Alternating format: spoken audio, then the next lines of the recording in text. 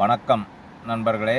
நேற்று நம்ம ஒரு வீடியோவில் நான் சொல்லியிருந்தேன், உங்களுக்கு சென்னையில் நமக்கு வந்து நம்ம வந்து ஊபரில் டாக்ஸி ஓட்டும்போது நமக்கு எங்கெங்கெல்லாம் ட்ரிப்பு எப்படி எந்தெந்த இடங்களில் கிடைக்கும் அப்படிங்கிறத உங்களுக்கு தெளிவாக சொல்லியிருந்தேன். இன்றைக்கி நம்ம என்ன பார்க்க போகிறோம்னா, நம்ம டாக்ஸி தொழிலில் நமக்கு ஒரு வேளை வருமானம் குறைவாக கிடைக்கலாம். அப்போ நம்ம அதையும் பார்த்துட்டு ஒரு ஏதாவது சின்ன பார்ட் டைம் தொழில் மாதிரி செய்யலாம். அப்படின்னா நம்ம வந்து நம்ம டாக்ஸியில் இப்போ நம்ம வண்டியிலே வருவாங்க கஸ்டமரு, வாடிக்கையாளர்.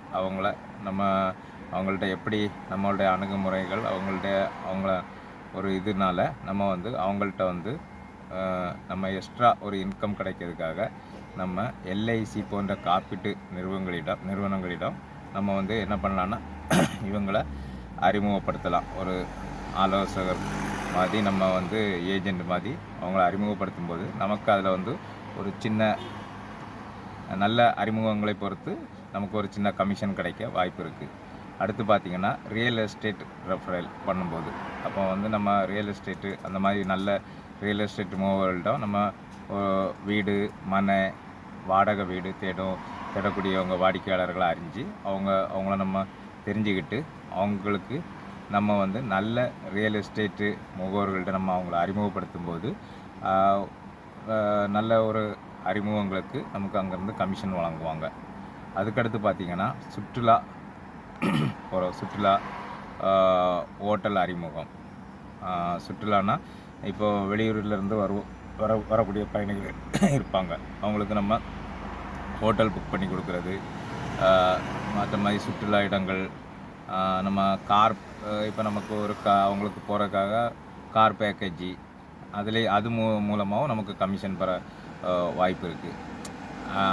அடுத்து பார்த்திங்கன்னா நமக்கு வந்து இப்போ அது என்ன சொல்லணும்னா இப்போ நிதி சேவைகள் அந்த மாதிரிப்பட்ட ரெஃபரல் பண்ணலாம். அப்படின்னா உங்களுக்கு ஒரு வாகன கடன் வாங்கி கொடுக்கறது, வீட்டு கடன் வாங்கி கொடுக்கறது, கிரெடிட் கார்டு நம்ம எடுத்து கொடுக்கறது, அப்படிப்பட்ட நல்ல தேவைப்பட்ட வாடிக்கையாளர்கள் நம்ம நல்ல இடத்துல நம்ம அவங்கள ஒரு நிறுவனங்கள்கிட்ட நம்ம அறிமுகப்படுத்தும் போது அதிலிருந்து நமக்கு கமிஷன் பெற வாய்ப்பு இருக்குது. இது நம்ம தொழிலையும் செய்துட்டு டாக்ஸி டிரைவராக வேலை பார்த்து நம்ம இந்த மாதிரிப்பட்ட ஒரு இதில் செய்யலாம். அதுக்கப்புறம் நமக்கு செல்ஃப் கஸ்டமரை உருவாக்கி வச்சுக்கிட்டது எல்லாமே நம்ம அந்த டாக்ஸி தொழிலிருந்தே நம்ம இந்த மாதிரி சின்ன நம்ம இதுகளை செய்யும்போது நமக்கு வந்து அதிலிருந்தும் ஒரு நிரந்தர கமிஷன் நமக்கு அதிலிருந்து வந்துக்கிட்டு தான் இருக்கும். நம்ம அது வந்து நம்ம அலைஞ்சி திரிஞ்சு இன்னொரு இடத்துல போய் நம்ம தேடாண்டா நம்ம டாக்ஸியும் ஓட்டிட்டு இதையும் நம்ம பார்த்துக்கலாம். நான் இப்போ இதை எதுக்காக சொல்கிறேன்னா, நிறைய டிரைவர் கஷ்டப்படுறாங்க. ஏன்னா இப்போ வந்து நிறைய கேப் வந்துட்டு, ஆமாம், நிறைய அந்த ஆன்லைன் நிறுவனங்கள் நிறைய வந்திருக்கு. அதிகமாக ட்ரிப்புகள் கிடைக்க கஷ்டம். அப்படிப்பட்ட இதுக்கு பிறகு சுற்றுலா போகிறவங்களுக்கு நம்ம இது பண்ணலாம்.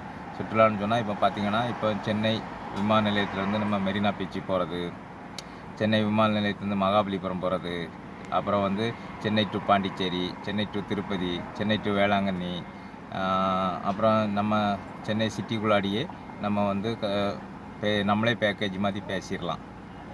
ஒரு நாள் பேக்கேஜி நம்ம அப்படியும் கஸ்டமரை எடுத்து நம்மளாவே ஓட்ட முடியும். அப்படி அந்த மாதிரி நம்ம வந்து சும்மா இருக்கிற நேரங்களில் நம்ம அப்படி இது பண்ணலாம். பிறகு பார்த்திங்கன்னா ஒரு நாள் டூர் பேக்கேஜி அப்படின்னு பார்த்திங்கன்னா நமக்கு வந்து இப்போ சென்னையில் வந்து மெரினா பீச்சு, பிறகு வந்து நம்ம வந்து வள்ளுவர் கோட்டம், கவர்மெண்ட்டு மியூசியம், அப்படி அந்த மாதிரி நம்ம பண்ணலாம்.